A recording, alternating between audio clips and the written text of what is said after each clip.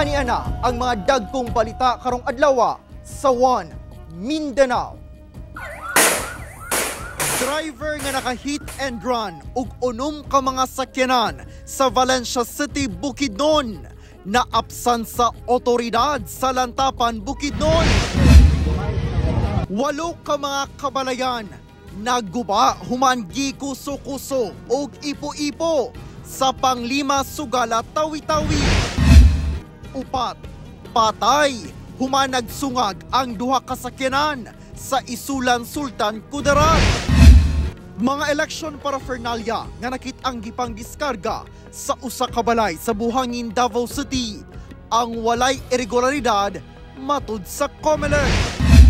Ug exclusive, lalaking nag-alaga og endangered wildlife animals dakpan sa otoridad sa Tagoloan, Misamis Oriental. Ito ang GMA Regional TV 1 Mindanao. Mayong hapon, Mindanao. Ako si Orgil Relator. Nakuhaan og gulagway ang itom nga mga box nga gituuhang dunay sulod nga mga election paraphernalia nga naasulod sa usa ka balay sa Davao City. Sumala sa pahayag sa tag-iya sa compound ngadto sa kapulisan. Ang sulod niini solar panel ug Wi-Fi transmission equipment gikan matud pa sa COMELEC. Aniya ang report ni Jandy Esteban. Mao kini ang mga hulagway nga gipadala sa GMA Regional TV 1 Mindanao sa usa ka concerned citizen. Makita ang mga itom nga mga box nga dunay logo sa Commission on Elections sulod sa usa ka balay sa Santol Street, Purok, Santo Niño, Dumanlas, Barangay Buhangin, Davao City.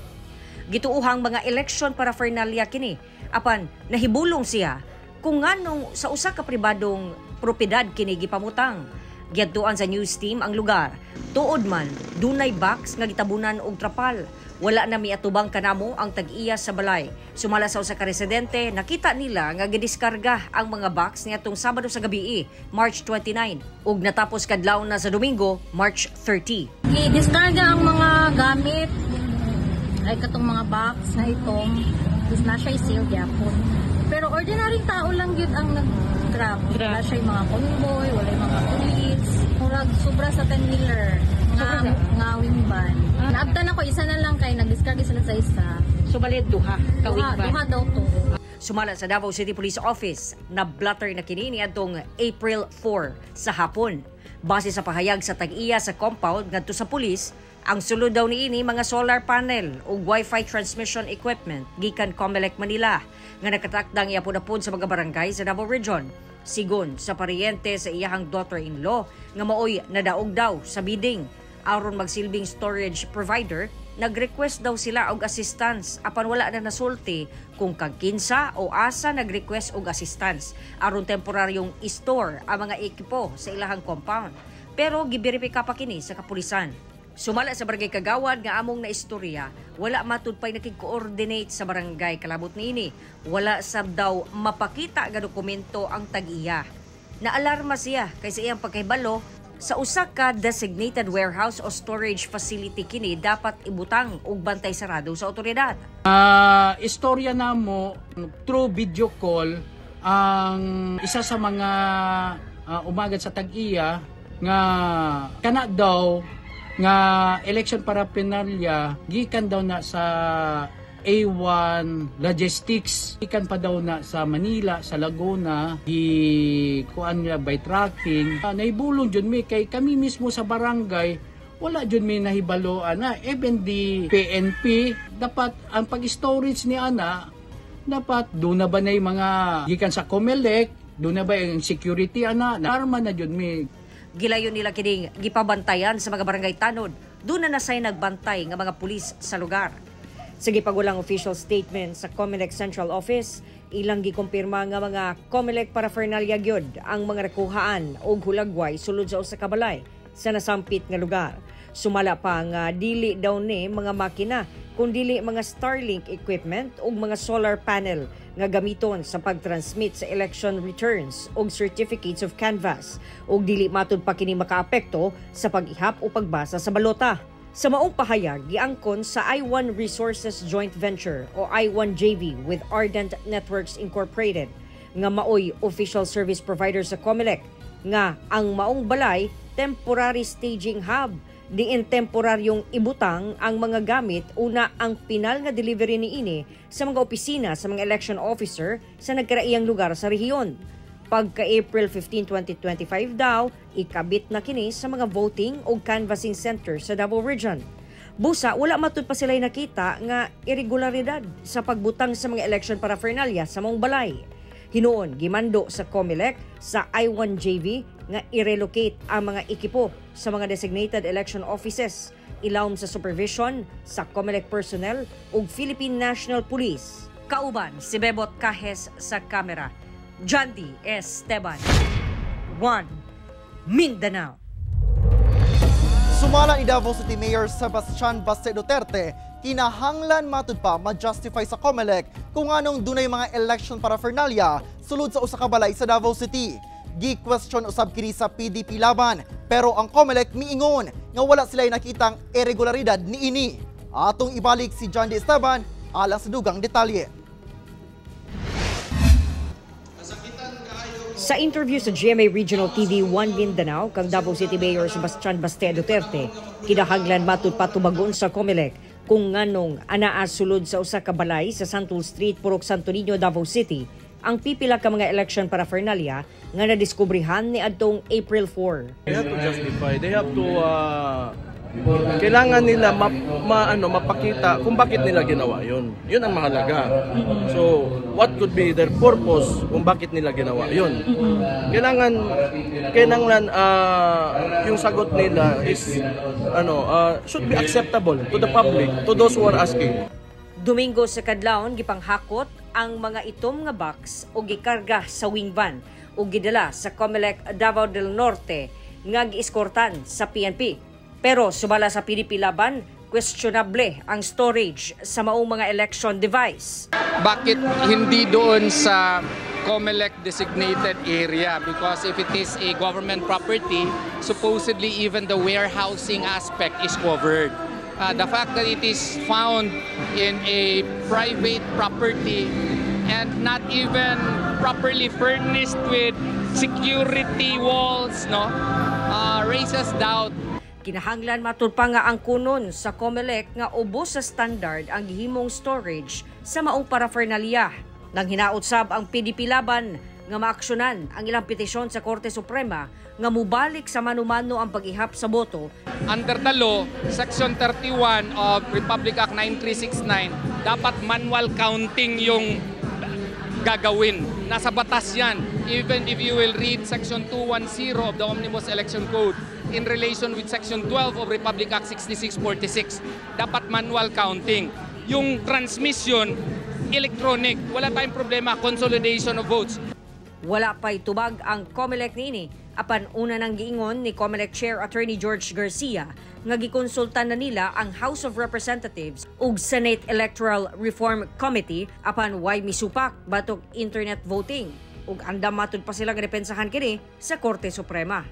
May sinabi si COMELEC Chairman na kailangan daw i-amenda yung batas. Baka kailangan niya i-review. May batas ngayon, Section 31 ng RA 9369, which actually amended the previous law, 8436, Republic 8436. Sa Republic Act 8436, electronic yung counting.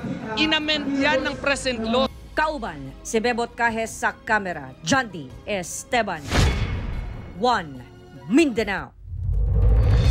Atong sayron ang dugan pang mga balita sa Mindanao. Makauban nato si Cyril Chavez live sa Cagayan de Oro City. Cyril. Salamat Argel. Human na diskubre nga gibutang sa usa ka balay sa buhangin proper Davao City ang mga election paraphernalia nga gamiton sa eleksyon. Gihatod na kini sa COMELEC Davao del Norte ni adtong Domingo sa buntag. Apan kaganihang buntag gideliver sab sa DCPO ang alang sa Davao City. Atong sayron ang detalye pinaagi ni ini nga report. Sir, prior sa arrival ng mga cargo, meron na bang advance na po? No. We are not aware of that. Nasayra na lang sa Davao Police nga dunay mga election paraphernalia sa usa ka balay sa Dumanlas, Barangay Buhangin proper Davao City, dihang dunay nag-report kanila. alang ang maong mga paraphernalia sa managlahing lugar sa Davao Region. Kung doon na may mga kalapasan sa pagbutang sa Starlink kits ug solar panel sa maong property, anaamatod pa sa COMELEC ang desisyon sa sunod nga lakang. It's the decision of COMELEC. Silang sa amin, magbigay ng instruction sa amin. We are under COMELEC control. Mag-alas 9 Lunes sa buntag, nangabot sa Davao City Police Office ang duha ka wing van truck. Karga niini ang mga itom nga plastic boxes nga giingong gisudlan sa Starlink kits ug ang gibalot og itom nga bubble wrap nga giingong mga solar panel. Gikumpirma sa mga pahinante sa truck ang ilang karga ang gikan sa usa ka balay sa Dumanlas sa Buhangin. Gikan na matud pa sila og Davao del Norte aron maghatod sa mga Starlink kits ug solar panels nga alang sa maong probinsya una ni balik sa Davao City. 37 ka mga Starlink kits o 37 sub ka solar panels ang gidiskarga o gisulod sa mismong Davao City Police Office building. Sumala sa notice of delivery nga gipagula sa COMELEC pinaagi sa ilang social media accounts ang DCPO ang lokasyon sa warehouse alang sa Davao City. Kinausap nila ako na baka pwede dito ilagay for security reasons. So I said yes, this is a government facility, why not? Human sa pagdiskarga, ang maong mga truck na diretsyo na sa Davao del Sur o Davao Occidental aron ihatod sab ang samang mga election paraphernalia. Ginakuhaan pa og pahayag ang COMELEC 11 labot sa delivery sa maong mga election paraphernalia sa nagkadaiyang lugar sa Davao Region. Kauban si Melchor Awing sa kamera. Ako si Orgil Relator. 1 Mindanao.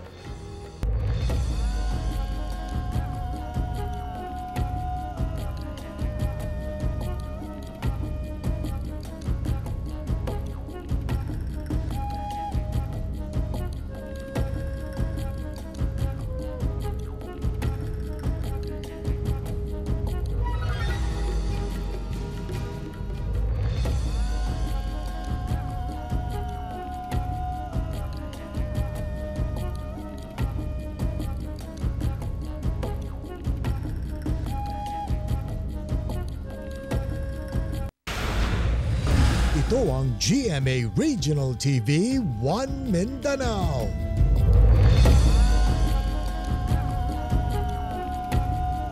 Usa ka lalaki nga hilig matud pa mangolekta og mga wildlife animals sa Taguluan, Misamis Oriental ang gidakop sa Regional Maritime Unit 10. Ang detalye sa report ni James Paulo Yap, exclusive. Pinasikad sa search warrant, gironda sa mga personahe sa Regional Maritime Unit 10, Misamis Oriental Maritime Police Station, kining balay sa Barangay Kasinglot, Taguluan, Misamis Oriental, pasado alas 7 sa buntag adlawng Lunes. Human nakadawat og impormasyon ang otoridad nga adunay pipila ka mga wildlife species ang nakakulong sa maong compound. Pag-abot sa lugar, klase-klaseng hayop ang ilang naabtan. Lakip na ang duha ka mga endangered species nga mga unggoy o ang Philippine long-tailed macaque, upat ka mga parrot, usa ka uwak ug ang critically endangered species nga talking myna nga sa probinsya lang sa Palawan makitaan.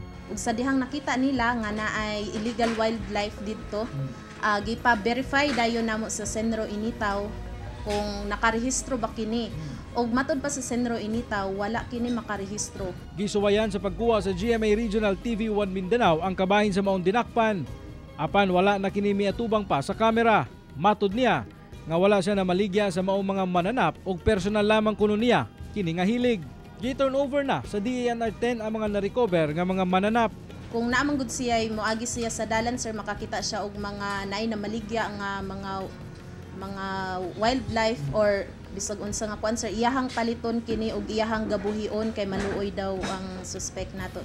Sumala sa Regional Maritime Unit 10 nga hingpit nga ginabawal ang paghupot sa mga endangered o critically endangered species tungod kalapasan kini sa Republic Act 9147 o ang Wildlife Conservation and Protection Act ug mamahimo ikaw mapriso kung mapamatud-an sa maong salaod.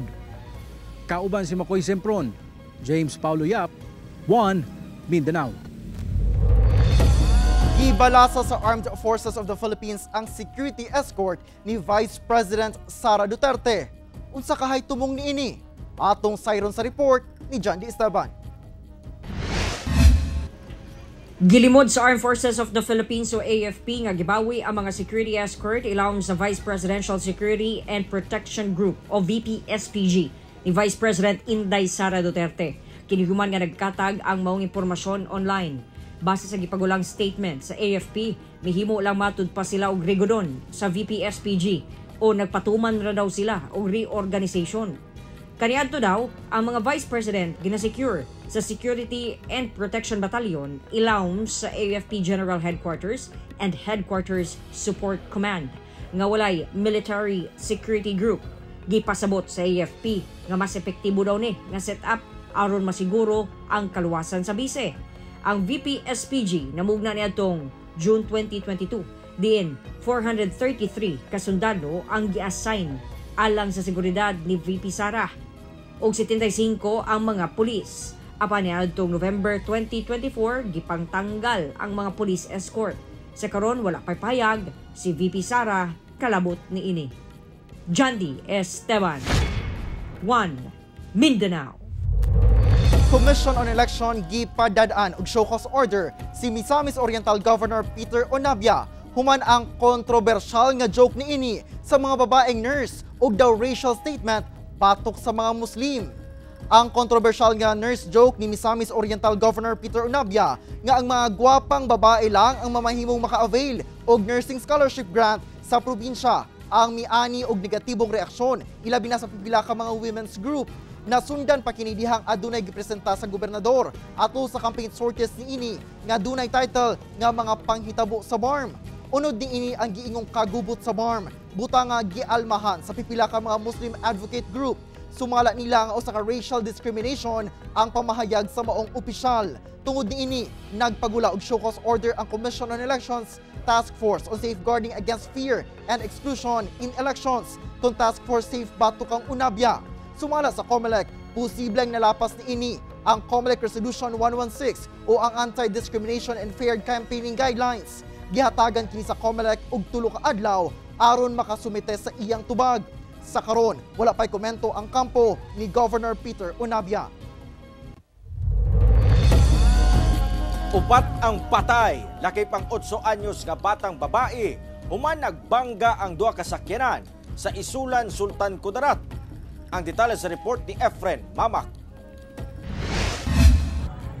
Maayong pagkaguba ni ining kolor pulang nga kotse human misungag sa kasugat nga pickup truck sa National Highway sa Barangay Impaw, Isulan, Sultan Kudarat, banda alas 5:45 sa hapon adlawng Biyernes. Sa 8 ka mga sakay sa maong kotse, 2 ka mga sakay ni ini ang gideklarang dead on arrival sa ospital. Kini ang 40 anyos nga inahan ug ang 8 anyos nga anak nga babayi gumikan sa grabing samad nga nahiaguman. Apan pagkaugma, namatay sab ang laing pasahero ni ini nga mao ang 62 ug 63 anyos nga babayi. Samtang samdan sab ang 29 anyos nga driver sa kasugat nga pick-up truck. Sa investigasyon sa kapulisan, gilatas sa 2 ka mga sakyanan ang managlahing direksyon diyang kalit matud pa nga nag-overtake ang pick-up sa usa ka di pa masutang sakyanan. Apan nabangga kini sa kasugat nga kotse.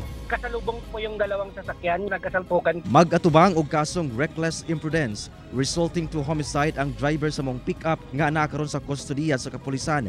Ginasulayan pa sa GMA Regional TV nga makuhaan kini og pahayag ingon man sa mga kabanay sa biktima. Kauban si Gary Balantay ug Bong Vicencio, Efren Mamak, 1 Mindanao. Usa ka hollow block maker nga namunal og 2x2 nga kahoy ang patay. Human kini gibaslan og dunggab sa iyang nabunalan sa General Santos City. Suspect misurrender sa kapulisan. Ani ang report ni Efren Mamak. Tungod sa grabing samad dinunggaban, patay na diyang nadala sa ospital ang 39 anyos nga lalaki sa Purok Paglangan, Barangay Apopong, General Santos City, pasado alas 8 sa gabi adlawng Sabado. Matud sa kapulisan nga ang biktima nga hollow block maker ang misulong sa gitrabahuan sa 25 anyos nga lalaki nga usasab ka hollow block maker. Gibunala ni ini og 2x2 nga kahoy sa ulo sa maong lalaki apan nakakita og kutsilyo. Hinungdan nga nakabalos kini og dunggab sa biktima. Actually, ang ato ang kutsilyo na pasalawa sa biktima no pagdala sa ospital. Singon siya wala na daw niya gibunot para ang ang doktor na daw magtanggal sa kutsilyo. Personal grudge nga hinungdan ang ginalantaw karon sa kapulisan nga sinugdanan sa krimen. Nag-ugat daw ang ilahang away kay ang kuya sa suspect ug ang biktima na do'y dugay ng personal grudge sa isa't isa regarding po daw sa ilahang business, no? Kasong homicide ang posibleng atubangon sa suspect kinsa misurrendera sa kapulisan pinaagi sa tabang sa barangay. Gisuwayan kini sa GMA Regional TV 1 Mindanao nga makuhaan og pahayag apan nagdumili kini. Ginasuwayan pasab nga makuhaan og pahayag ang kabanay sa biktima. Kauban si Gary Balantay ug Bong Vicencio, Efren Mamak, 1 Mindanao. Samdan ang usa ka 38 anyos nga lalaki human gidunggab kini sa iyang kainom nga silingan sa Davao City. Sa investigasyon sa San Pedro Police, nag-inom matud pa ang 38 anyos nga lalaking biktima kauban ang 47 anyos nga lalaking silingan niini sa Purok 7 sa Barangay 76-A Davao City Domingo sa gabii.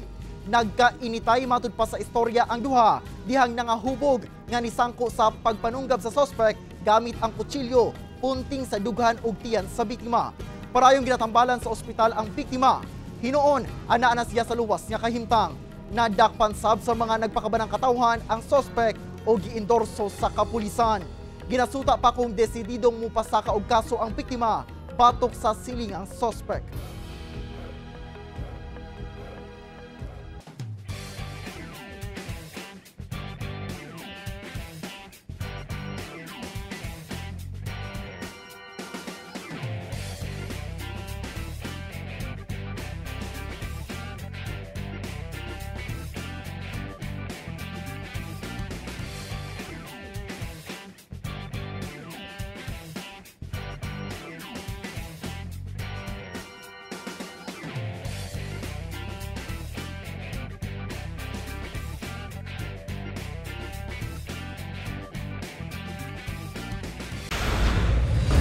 Ito ang GMA Regional TV 1 Mindanao.